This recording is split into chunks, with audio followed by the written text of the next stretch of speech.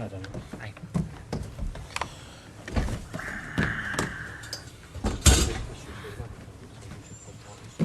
Yeah, of course. If you just want to give it to that gentleman there on the front.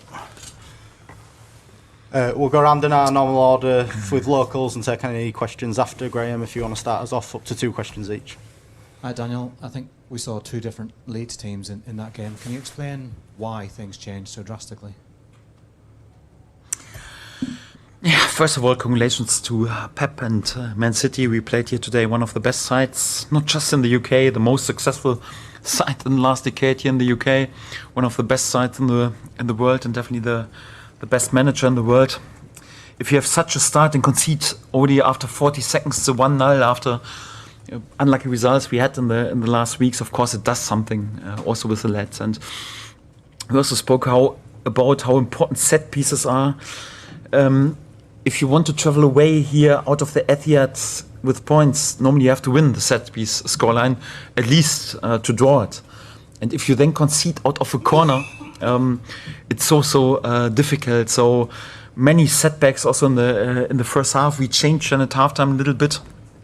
In our pressing, we had the same principles in our pressing against the ball, but yeah, I was not really happy with our execution. This was way better in the second half, and obviously we changed also our structure in possession, then to gain more control over the game, to have different passing angles against City's pressing, and got by doing this and also more control and also belief back in our game. Let's showed a fantastic second half. I think fully deserved to equalize the game. Was an open game in the last minutes. I think both teams could have won it. Of course, Man City is a side full of superstars and full of class, and one moment of magic. Then Phil Foden with a great finish through also many legs was in the decisive moment for them. Really heartbreak and unlucky for my players, but they should take lots of pride and lots of confidence out of especially the second half performance. So normally would have deserved to take something out of this game, but although we are disappointed because we didn't come here for warm words or compliments, we came here, we wanted to win some points. So the overriding feeling is right now disappointment, but after so many sucker punches anyhow against such a good side in the away game and here at the Etihad, then to show such a performance should give us lots of belief, and if my players show further on this heart and this spirit, this togetherness, and also this quality, then we have a great chance also to win the points that we need. Having 2 up top seemed to give you much more presence against them. Is that something that you would consider from the start against a good side at home next week? It's always possible. So we are always prepared also to play in a 3-5-2. But I think would be also too easy to just reduce it on this. So it's more or less like if the answer is how to win yet at the Etihad and how to dominate the game against such a top side with one more or less each every title that you could win in the last decade, it's just okay. We just play 2 up front and 3-5-2. Then many teams would win here. So it's not that easy. It's about the principles. It's about the way you want to play in possession against the ball. Today, to change against the ball, we have played more or less a similar setup, or wanted to play a similar setup, but the execution was not like we planned during the whole week. That's why I reacted also at halftime. Yes, in possession, of course, the structure gave us more clarity, but it was still that more like in possession. We just had more or less one striker really up front, and one striker was a bit more flexible behind him. So it's always an option that we can play. So we are prepared for different scenarios, and today it was also helpful in the second half to gain control back. Yes. Baron? The 5-3-2 was so effective in that second half. It's the best thing we've seen in several weeks, really. So why have you not used it earlier this season? Why have you not used it prior to this game? Like I said, it's just that easy. We play 5-3-2 and then we win each every game and perform always like on the top level. If it would be that easy, anyhow, then probably anyone can be a Premier League manager because they say, just play 5-3-2, let's go. It always has to fit to a game. It has to fit to a structure. So the structure also like how Man City played today. The way they pressed for that, it was right because we had different passing angles. We couldn't have done it, for example, against Aston Villa the other night because they had a completely different structure in the pressing and also like how they were sitting deep, completely different to what City has done, and also like to come here to the Etihad and play man against man like we did in parts of the second half. Yeah, to do this each and every game over 90 minutes as a promoted side is also not that often possible. So we have done it also like we changed also our formation several times during this season to a 3-5-2, sometimes even a bit unnoticed, and it didn't work that well today. It was definitely the right choice to do it in the second half. It's important that we are flexible. It's important also that we can do this, but it's also important to do this in a moment when the right players for this setup are also fit. Yeah, we had.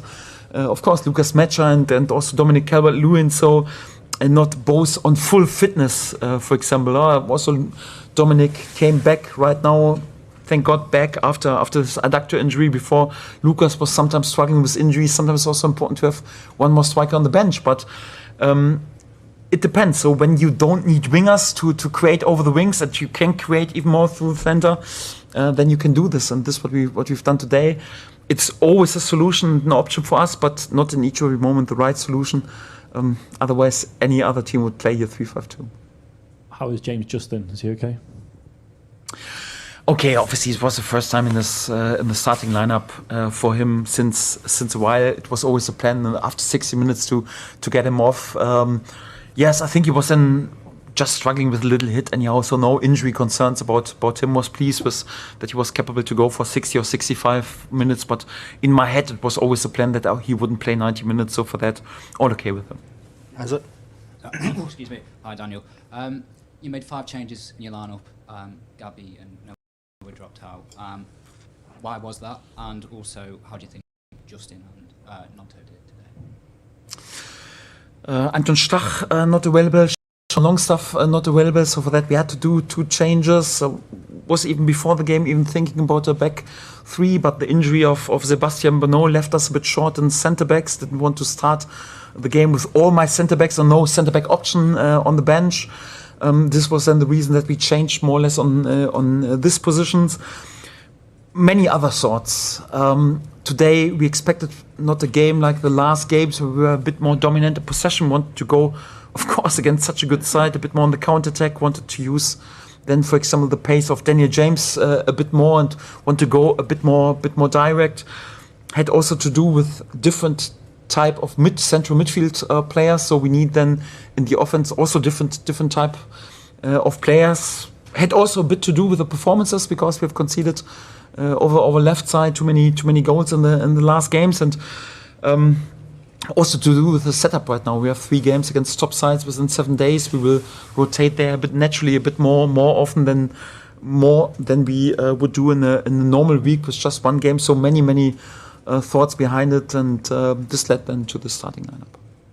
Did you spot anything specific in Manchester City's game in order to change it at half-time? And what did you say to the players at half-time to inspire them to that performance?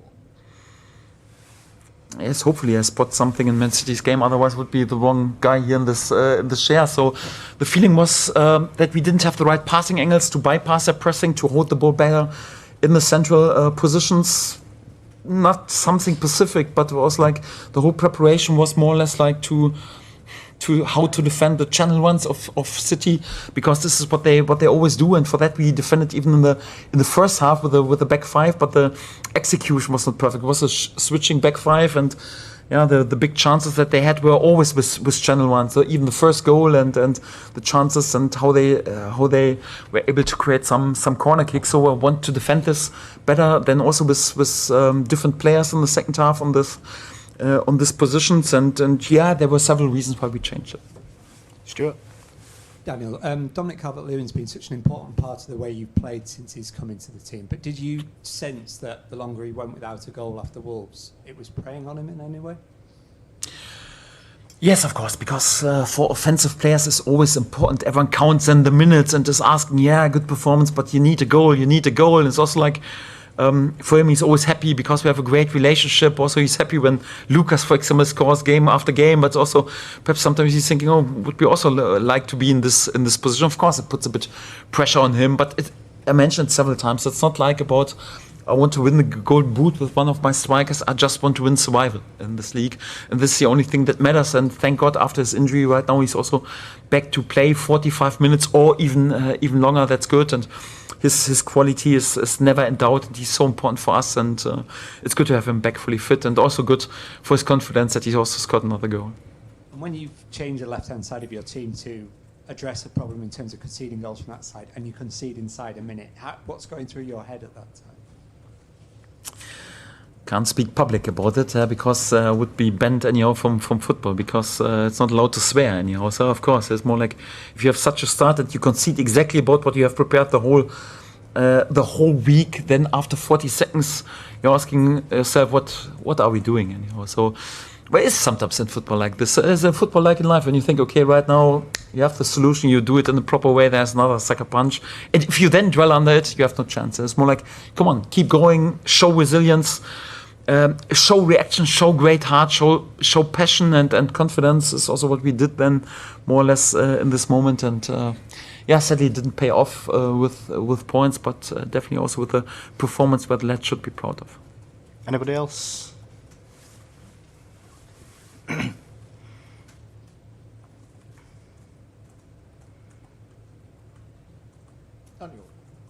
Daniel, did you feel it felt like you had all the momentum to possibly go and win until probably Donnarumma went down and had treatment? Could you feel that from the side as well?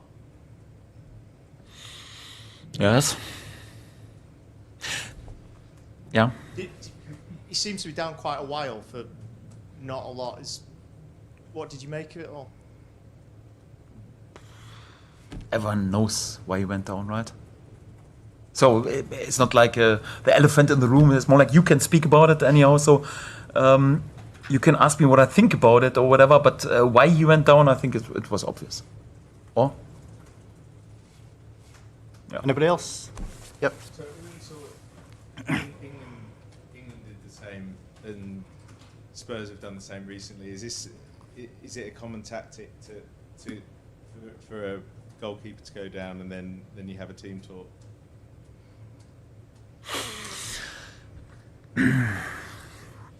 It's within the rules.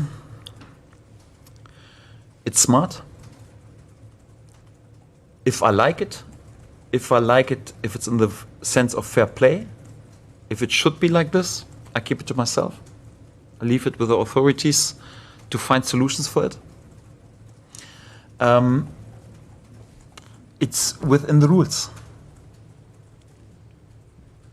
I asked the fourth official at this point, do you want to do something against it? No. Our hands are tied, we can't do anything. We know that this happens anyhow.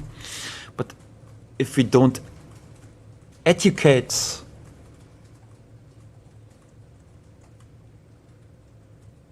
our players in football what to do in terms of fair play, sportsmanship, whatever, and you just try to bend the rules somehow just to your advantage, and you can even do a fake injury in order to do additional team talk. I think it's nothing what I personally like anyhow, but if it's within the rules, I can't complain about it. I think we should think about how we can deal with it and also how we educate it. So my recommendation was, listen, right now, if this happens, do me a favor and give each and every 50-50 situation, not for the home team, give it more or less like for the away team, and everyone knows what is going on. If I'm honest, probably after 90 minutes, after 2-2, I would have blown the whistle and that's it, more or less like, and not like additionally also let the 3 minutes play further on. I think there are tools that you can use in order to make sure that this won't happen. But if we don't use the tools, then probably we have to change the rules a little bit for it. Whatever. That even the goalkeeper goes on. There's a reason why the goalkeeper goes down, not the field player anyhow, because the field player has to go out anyhow. So whatever. It's not a question for myself. Who am I? I'm a Premier League manager and I want to make sure that my players perform and we win games. It's also not a topic for me, but it's more like I think for more or less like for the authorities or whatever to find a solution. Because in general, is it in the sense of the game? Is it in the sense of fair play? I would have my doubts at least.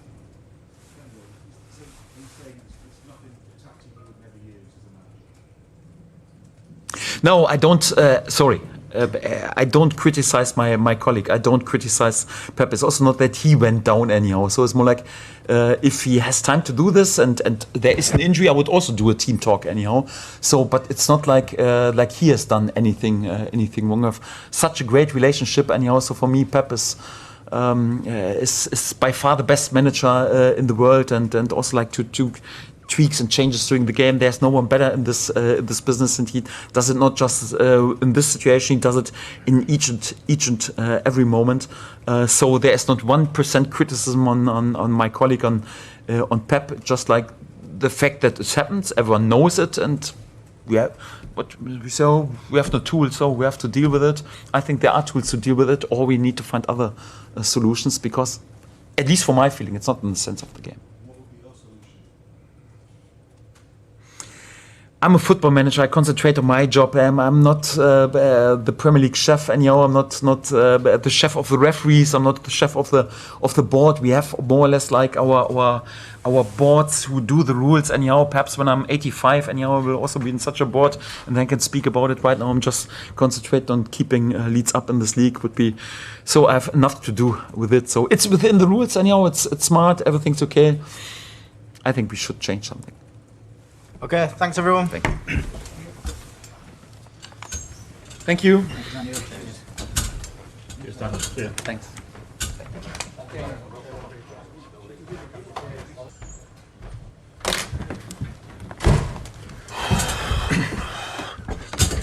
Good evening, everyone. Hope you're well. We'll take a show of hands for questions, please. We'll set an embargo towards the end for 10:30 p.m. Sunday evening. Start with Mike, please. Right, thank you.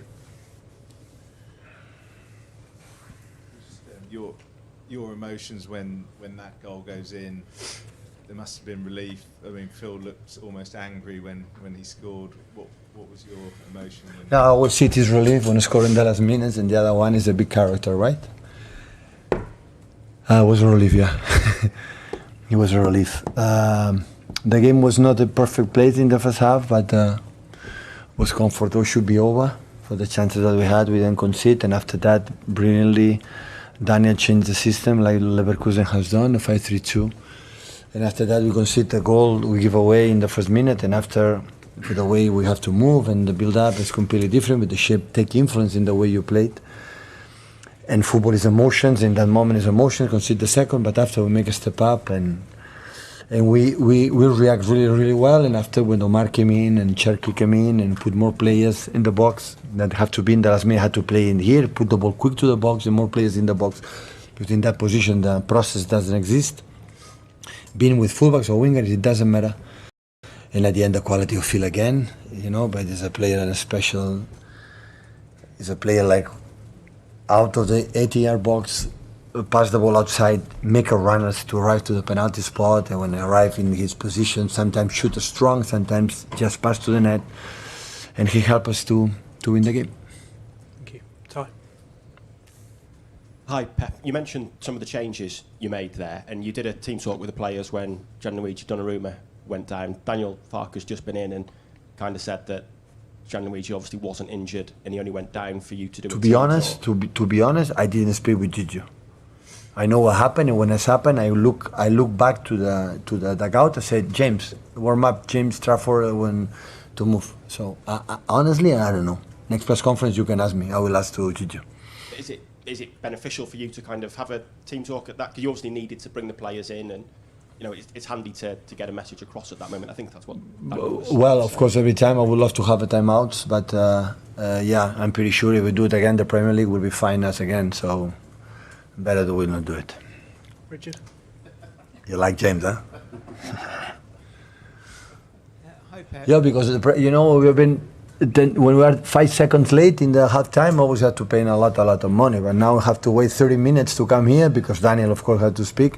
And after that, it's not a problem. I will not. Hopefully, they don't find me because I am 30 minutes late. It's because just Daniel Farke was here. Premier League, you know it now. Okay, you talked about the Leeds tactical changes as a reason for it being different in the second half, but from your perspective with your team, why do you feel you sort of lost that control, and what did you... Because we conceded a goal in 1 minute. And when that's happened, you are, you know, we talk about we need the third goal, we need to continue because the first half should be over. Football is emotions.